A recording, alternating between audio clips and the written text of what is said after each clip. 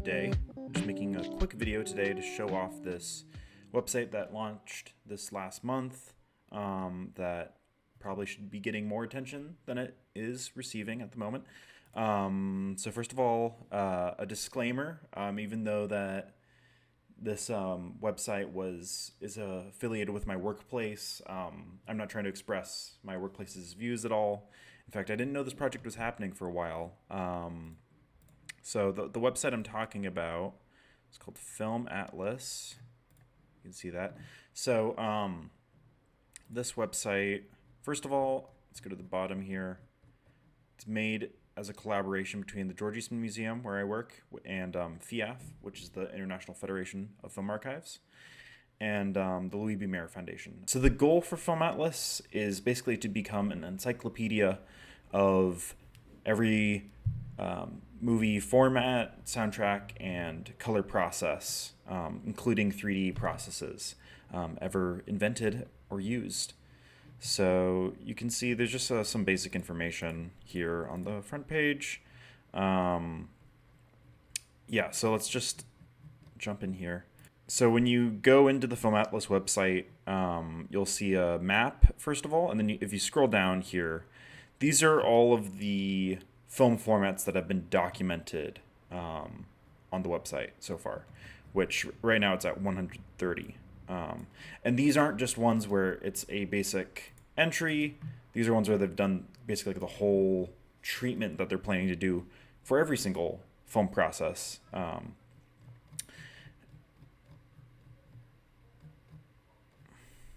So you can see immediately here, this is a lot of information about a lot of different processes. And this is going to be a very invaluable resource for anybody who's a film historian, interested in film history in any way, and especially for film archivists. So part of why I think this tool will be so useful for people, let's click on 8mm. This is a pretty normal gauge. So 8mm, you can see small gauge film format, introduced by Kodak. So just some very basic information there. And then if we scroll down, so this frame enlargement here, film scan, it gives you a lot of helpful identifying information. And that's the intent here with these film scans. So they want to show you a full frame film scan on each of these so that you can see, this is safety stock. You can see the edge codes, hopefully. I don't think 8mm has edge codes.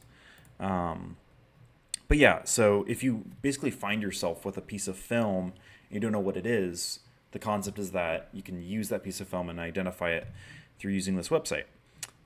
Tell what gauge it is and what film process was used.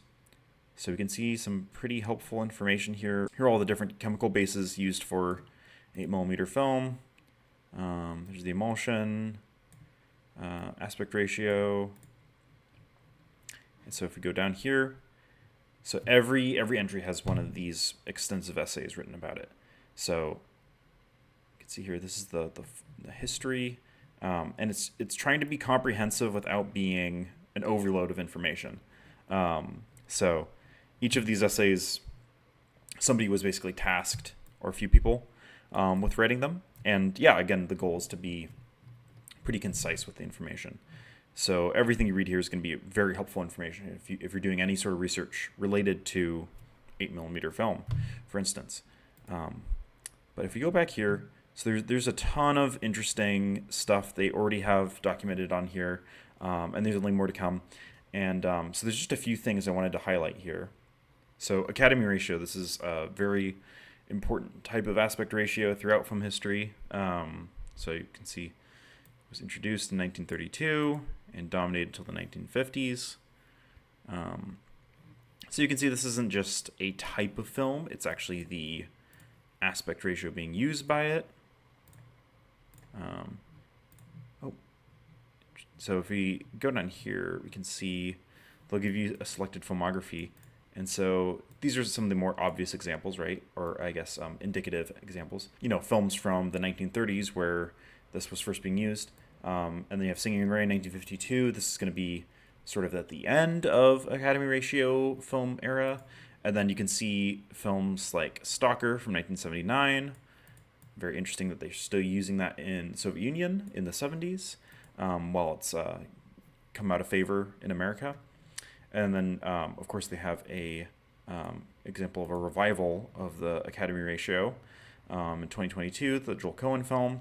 And, of course, we've seen a lot of films that have been using Academy ratio as of recent. So it's pretty interesting. And there's a lot of really good information in this essay. Even though this is a rather technical distinction, this is, a specific aspect ratio. It's being used for mixed cutoff from 2010. That's interesting. It really ties into so many episodes of film history. It ties in with the history of sound film, ties in with the history of widescreen film, all these sorts of things. So each of these essays is kind of like a portal into a aspect of film history. Okay, so another format I wanted to show is Eastman color. So if you're familiar with color film processes, the one that's going to be most obvious is Technicolor. But Eastman color is very interesting. It was a competitor to Technicolor. Obviously was not as widespread in terms of big budget films. But like it says here, it became the American industry standard for color negative and was widely used around the globe after World War II. So I think Eastman color looks really interesting. There's a few examples. So yeah, I feel like Eastman color, which was developed by Kodak, is a good example of something that was very important in film history, but isn't quite the sort of name that you'd recognize like Technicolor, and you kind of assume you know a lot about it already. Eastman color, kind of helps you get deeper into film history and start thinking about, it was used for commercial film productions. It's also used for all sorts of things beyond commercial film productions. And here we can see, like it said earlier, a typical example of Eastman color negative stock. Interesting to think about color negatives being a particular use of this film format. So here's one of my favorite color processes, Handschigel. So it's an applied color process, so it's done by hand. I think I talked about this a little bit in my video, the iceberg video. But you can see just the hand tinting work here is really crazy looking.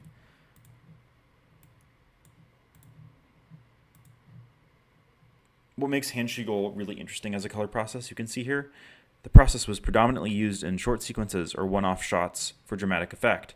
It was a costly and complicated artisanal technique that relied on Max Handschigel, the guy, to precisely hand paint the masks needed to color minute parts of the film frame. So rather than toning or tinting film, or just kind of by eye applying color frame by frame, they would actually make masks for specific frames. So you can see here that they can actually have video examples sometimes.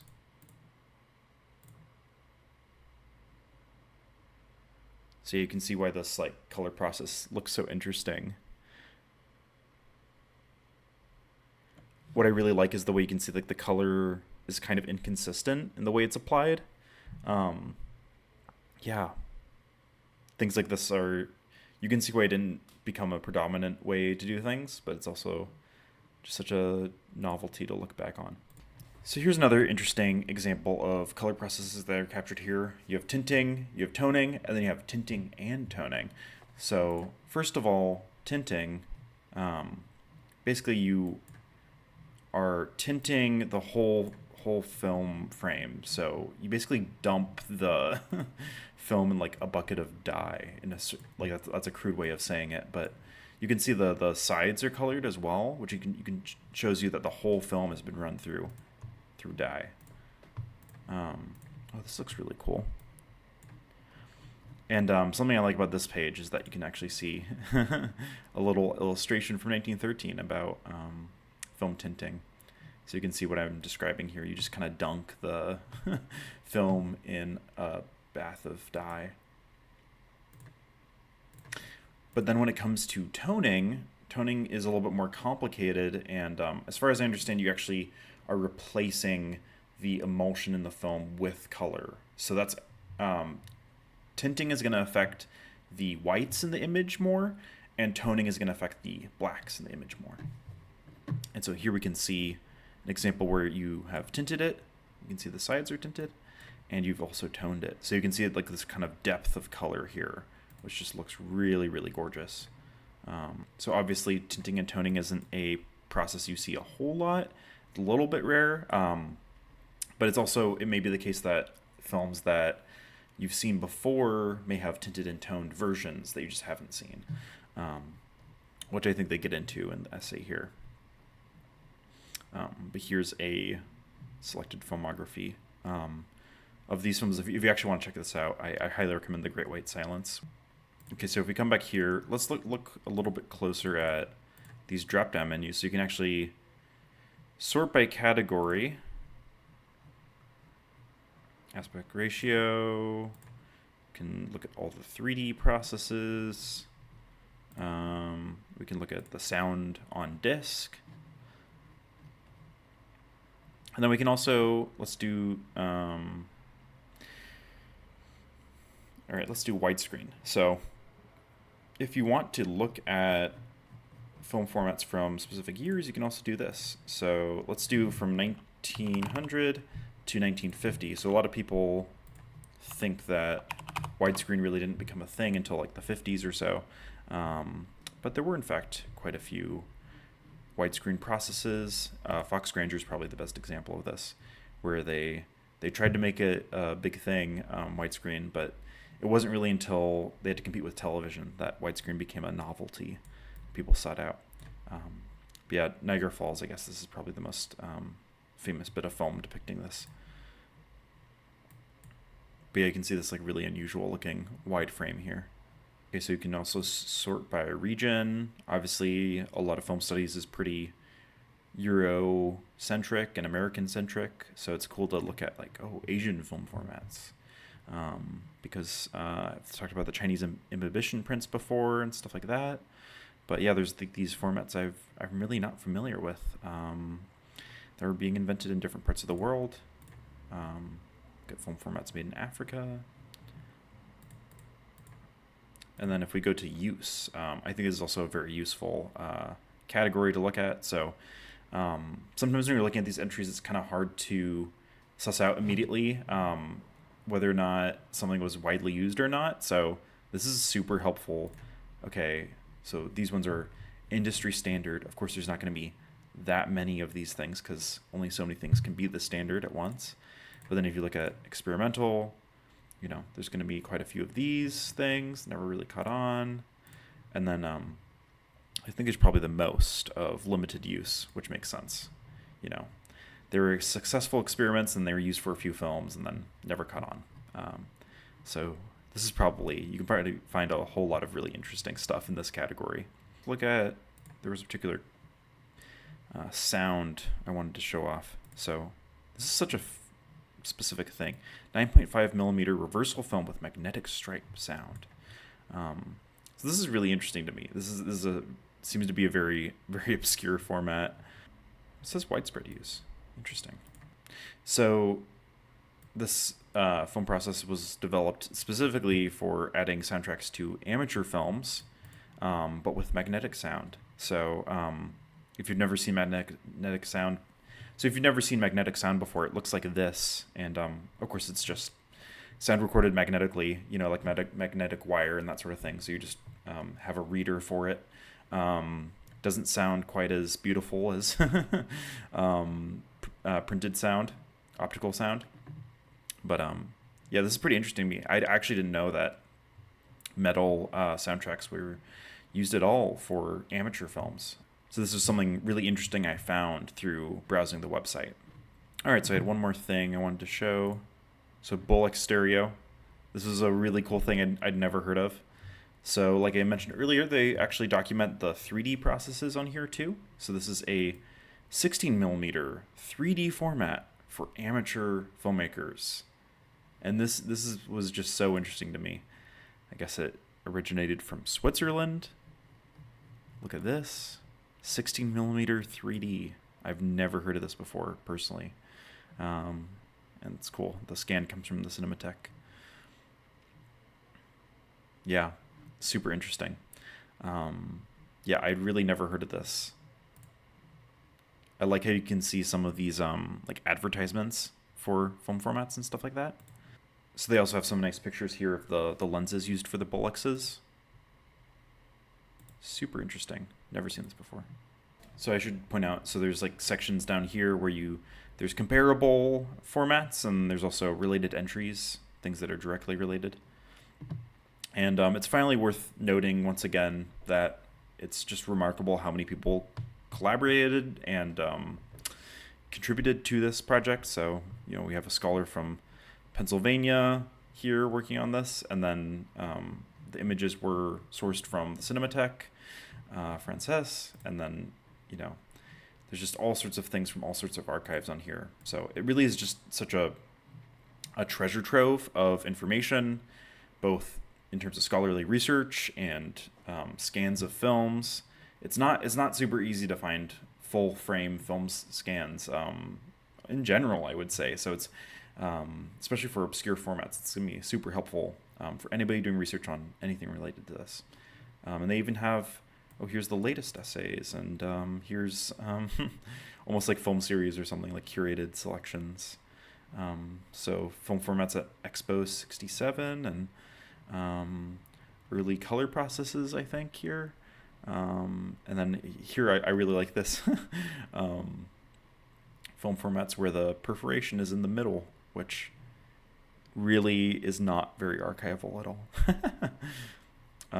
And if you just really want to explore, you can also just click right here and you'll be taken to a random film page. So yeah, just wanted to highlight this website. Yeah, I'm super proud of the work that my colleagues put into this, and I just hope it really gets the attention it deserves.